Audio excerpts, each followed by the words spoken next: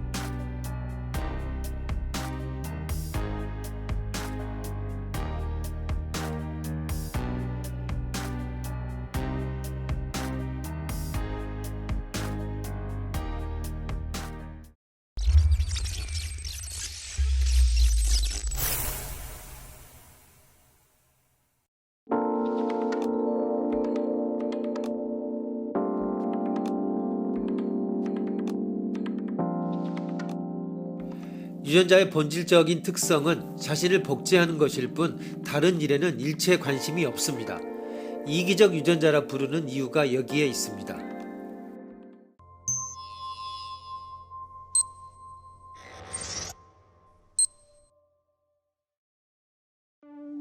일부 학자들은 생명체들의 모든 특징이나 기질은 물론 인간의 행위 방식, 심지어 성품까지도 유전자에 의해 결정된다고 주장한다.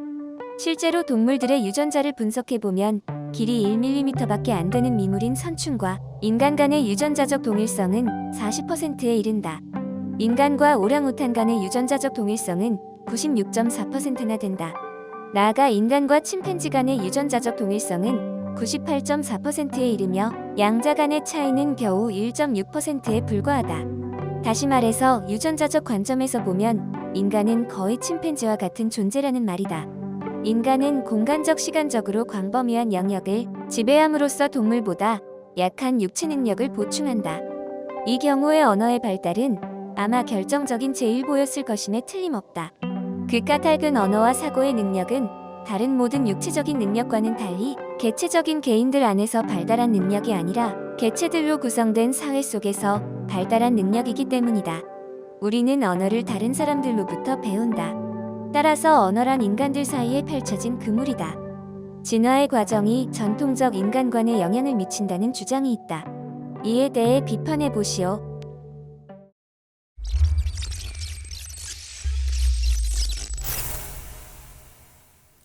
어떤 동물종은 자연도태의 결과로 어떤 특정한 육체적 기능을 거의 완벽에 가까울 정도로 발달시키고 있습니다. 동물종은 생존 경쟁에서 살아남기 위하여 바로 이러한 특수화된 기능에 의존하고 있는 것입니다.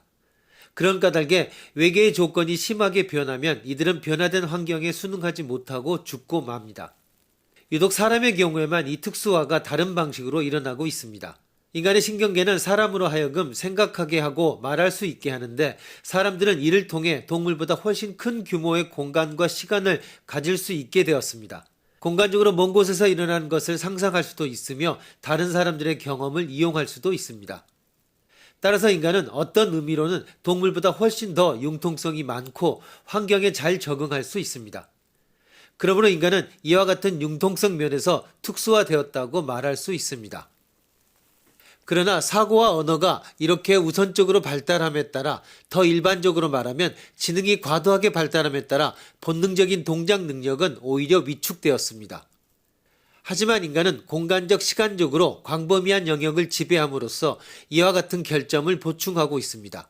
이 경우에 언어의 발달은 아마 결정적인 제1보였을 것임에 틀림이 없습니다.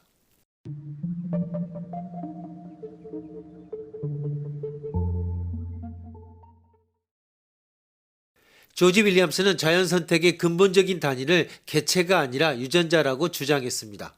유전자는 개체보다도 더 근본적인 선택 단위가 된다. 자식이 부모를 닮는 것은 세포핵의 염색체 속에 있는 10만 개 내외의 유전자 때문이다.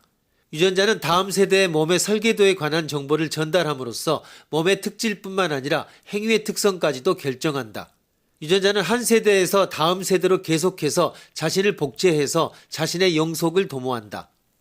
70년대 리처드 도킨스는 이 개념을 더욱 확장해서 이기적 유전자라 부르는 이론을 제안했습니다. 도킨스에 의하면 유전자가 선택의 핵심이기 때문에 개체는 오히려 이런 유전자에 의해 지배되는 거대한 자동장치에 불과합니다. 그리고 이 유전자의 본질적인 특성은 자신을 복제하는 것일 뿐 다른 일에는 일체 관심이 없습니다.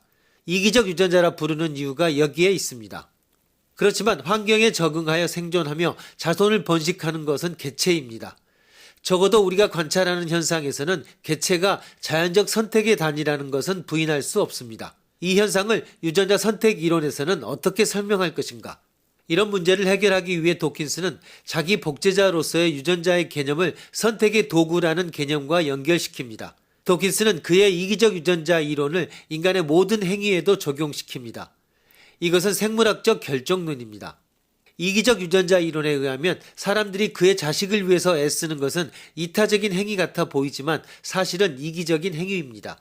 왜냐하면 이러한 행위는 유전자가 자신의 복제 유전자를 존속시키려는 행위에 불과하기 때문입니다.